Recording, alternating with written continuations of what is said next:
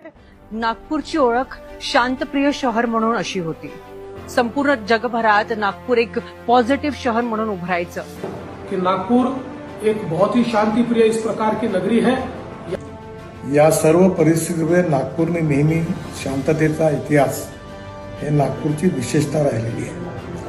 नागपुर में बताना चाहता हूँ कि सुश्री संतों की एक नगरी है. यहाँ से हमेशा से आप यहाँ का इतिहास उठा के देख लीजिए, एक पीसफुल मैसेज गया है, क्योंकि यहाँ हिंदू मुसलमान ऐसे रहते हैं कि जैसे भाई भाई है. आज तक नागपुर का इतिहास ऐसा रहा कि सर्व धर्म संभव. ये नागपुर में जाना जाता, पूरे भारत में नागपुर का एक अलग नाम था. नागपुर बड़ी अच्छी जगह है. नागपुर में रहने वाले बहुत अच्छे हैं, हिंदू मुसलमान सब अच्छे हैं. नागपुर शहर, जिसे एक ऑरेंज सिटी के नाम से भी जाना जाता है, महाराष्ट्र का हिस्सा होने के बाद भी यहाँ पर देश की राष्ट्रभाषा हिंदी बोली जाती है. ना ही यहाँ पर भाषावाद, जातिवाद या धर्मवाद दिखाई देता है. नागपुर शहर ने सर्वधर्म समभाव की एक खूबसूरत मिसाल कायम रखी है. यहाँ पर रामनवमी की शोभा यात्रा को मुस्लिम भाई शामिल होते हैं. यहाँ पर हजरत ताजुद्दीन औलिया दरगाह हो या साईं मंदिर, सभी समुदाय के लोग मिलकर पूजा करते हैं.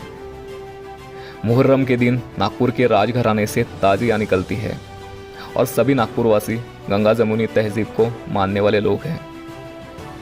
और दुनिया जानती है नागपुर एक शांतप्रिय शहर है. लेकिन बीते कुछ दिनों में नागपुर ने एक भयावह तस्वीर देखी जिसने नागपुर को कलंकित किया है. यह तनाव निर्माण क्यों हुआ, कैसे हुआ, यह जरूरी नहीं, लेकिन हम नागपुरकर होने के नाते, हम किसी भी जाति धर्म के हो, हमें हमेशा की तरह एकजुट रहना है. हमें कोई भी आपसी मतभेद या द्वेष न रखकर पहले की तरह आपस में मिलकर रहना है. किसी भी धार्मिक भावना या सियासत के घेरे में ना आकर हम सभी नागपुर वासियों को यह पहचान बरकरार रखनी है. नागपूरमध्ये काही अफवा पसरल्यामुळे धार्मिक तणाव निर्माण होण्याची स्थिती निर्माण झाली आहे. या सर्व परिस्थितीमुळे नागपूरने नेहमी शांततेचा इतिहास हे नागपूरची विशेषता राहिलेली आहे. माझी सर्व बांधवांना विनंती आहे की त्यांनी कुठल्याही प्रकारच्या अफवांवर विश्वास ठेवू नये, शांतता प्रस्थापित करावी आणि कोणीही रस्त्यावर येऊ नये. सगळ्यांनी कायदा आणि व्यवस्थेला सहकार्य करावं आणि सलोख्याचं आणि सौहार्दाचं वातावरण ठेवण्याची नागपूरची जी परंपरा आहे त्या परंपरेनुरूप आपला व्यवहार करावा. ज्या ज्या लोकांनी चुका केल्या असतील किंवा ज्यांनी गैरकायदेशीर कृत्य केले असतील त्यांच्यावर सरकार कारवाई करेल असा विश्वास मी आपल्या सगळ्यांना देतो. माननीय मुख्यमंत्र्यांनाही या संबंधातली सर्व माहिती मिळालेली आहे.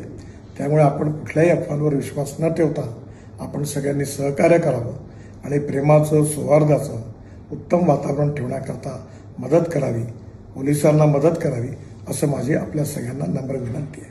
नमस्कार. और मैं सभी को अपील करता हूं कि नागपुर एक बहुत ही शांति प्रिय इस प्रकार की नगरी है.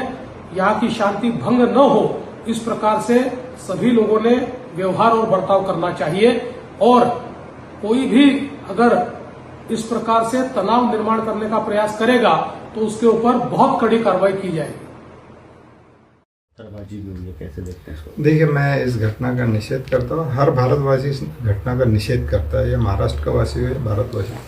नागपुर में बताना चाहता हूँ कि सुश्री संतों की एक नगरी है. यहाँ से हमेशा से आप यहाँ का इतिहास उठा के देख लीजिए, एक पीसफुल मैसेज गया है, क्योंकि यहाँ हिंदू मुसलमान ऐसे रहते हैं कि जैसे भाई भाई है. अगर आप देखेंगे तो मुस्लिम भी दिवाली मनाते हैं, हिंदू लोग ईद के त्यौहार में आते हैं, और ख़ास तौर पर यहाँ पे एक दरगाह है हज़रत बाबा ताजुद्दीन रहमतुल्लाह अलैह की, जहाँ पे हिंदू, मुस्लिम, सिख, ईसाई सभी धर्मों के लोग आते हैं. तो नागपुर से एक हज़रत बाबा ताजुद्दीन की दरगाह से भी एक बहुत अच्छा मैसेज जाता है, और यहाँ पे कभी ऐसा हुआ नहीं है.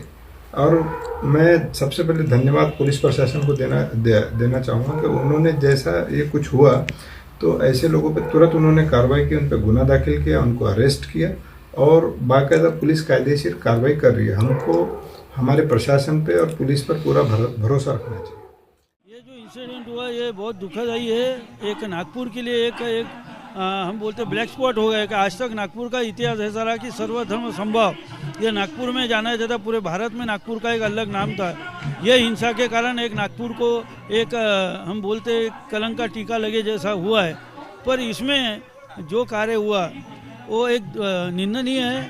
और कल शिव जयंती थी, उस दिन ये कार्य होना, छत्रपति शिवाजी महाराज ने कोई धर्म का कभी अपमान नहीं किया, पर कल जो हिंसा हुई उसमें कहीं ना कहीं उनकी ओर से जो हुआ वो तो उन्होंने जो किया वो पूरा नियोजित तरीके से उन्होंने किया। पर उसके जे इन्फ्लुएन्सर आहेत त्यांची जिम्मेवारी आहे आणि त्यांनी सगळ्यांनी समजून घेतलं पाहिजे की असं जर कोणी कायदा हातात घेतला तर त्याच्यावर कारवाई करण्यात येईल। आणि त्यांनी असे पण आवाहन केलं पाहिजे की कोणी र्युमर्स पसरू नये आणि हे जर पसरले तर त्यांना आम्ही नियमाप्रमाणे त्याच्यावर कारवाई करणार आहे। हे त्यांच्याकडून माझी अपेक्षा आहे।